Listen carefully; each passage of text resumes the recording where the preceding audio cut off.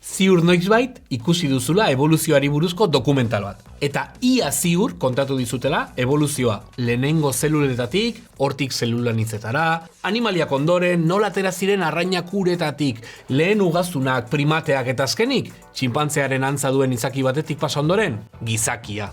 Ohikoena hori da. Eta historikoki izan dugun evoluzioaren ikuspegiarekin bat dator. Evoluzioa eskailera bat da.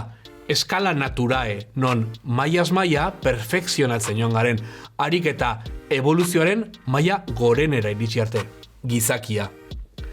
Evoluzioa horrela saltzea logikoa da, izan ere denbora iraganetik etorkizunera mugitzen da beti. Baina evoluzioari buruz horrela hitz egiteak badu arazo bat, pentsaraztea gu garela evoluzioaren helburua edo izakirik evoluzionatuena.